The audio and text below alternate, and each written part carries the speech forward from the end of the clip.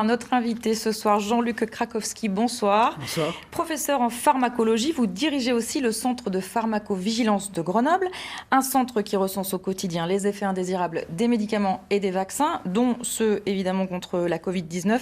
Alors votre réaction d'abord à cette communication de l'Agence européenne des médicaments, l'EMA, qui reste fermement convaincu des bénéfices d'AstraZeneca? Alors cette communication, elle est importante parce que l'Agence européenne du médicament insiste bien sur cette balance, cette fameuse balance bénéfice d'un côté, risque de l'autre, et qu'il ne faut pas focaliser exclusivement sur un risque potentiel. Et pour rappel, le bénéfice est très largement en faveur de ce vaccin.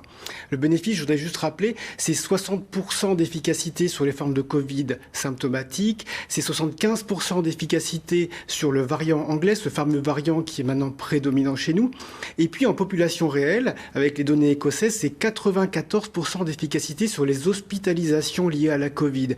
Ça veut dire que si vous prenez le vaccin AstraZeneca, vous évitez 94% des hospitalisations liées à la Covid. C'est une efficacité qui est comparable à celle des vaccins ARN. Donc clairement, le bénéfice est en faveur de ce médicament. De l'autre côté, quel est le risque que l'on encourt?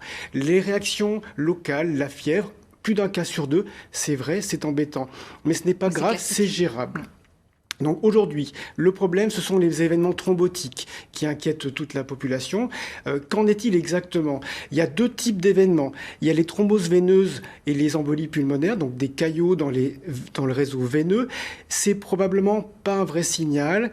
On sait que la notification de ce type d'événement est en dessous de ce qui est attendu. Ce qui inquiète plutôt les Allemands en particulier, ce sont des événements thrombotiques exceptionnels associés à une chute des plaquettes. Et c'est là-dessus que l'attention se porte et qu'on est en train de l'investiguer. Alors ce vaccin et ses effets, vous le suivez depuis le début de son utilisation en France et puis ailleurs. Beaucoup de questions, on imagine, sur votre plateforme d'appel, beaucoup d'inquiétudes depuis cette suspension. Oui, on a beaucoup de patients qui appellent pour savoir s'ils doivent maintenir leur vaccination dans les jours qui arrivent. Également, est-ce qu'ils doivent être vaccinés une deuxième fois ou pas? Aujourd'hui, on est dans l'attente d'un avis qui va être rendu jeudi. Et en fait, les conclusions vont être relativement simples. C'est-à-dire, soit on considère que les effets indésirables ne sont pas liés, que ce qui est observé n'est pas lié aux médicaments et on continuera la campagne de vaccination, soit il y aura des précautions d'emploi pour certaines catégories de population. Mais on ne s'attend pas du tout à un retrait du médicament. Il va falloir redonner confiance. On imagine qu'elle a été ébranlée ces derniers jours. Elle est ébranlée et en même temps, on voit bien que l'Agence européenne communique. Elle communique beaucoup et elle va assez vite puisque jeudi matin, nous aurons une décision qui sera prise à l'échelon de l'Europe. Alors que dire, que rappeler aux personnes qui auraient déjà bénéficié d'une première dose d'AstraZeneca? On n'annule pas. Alors, si vous avez un rendez-vous qui est programmé ultérieurement après jeudi, vous ne l'annulez absolument pas.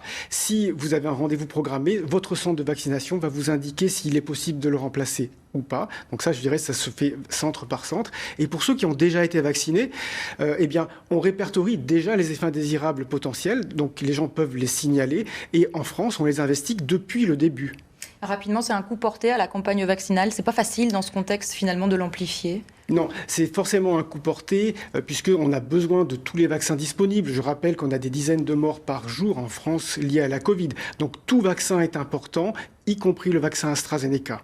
Merci beaucoup Jean-Luc Krakowski pour cet éclairage. Je rappelle que vous êtes professeur en pharmacologie, directeur du centre de pharmacovigilance de Grenoble. Merci beaucoup.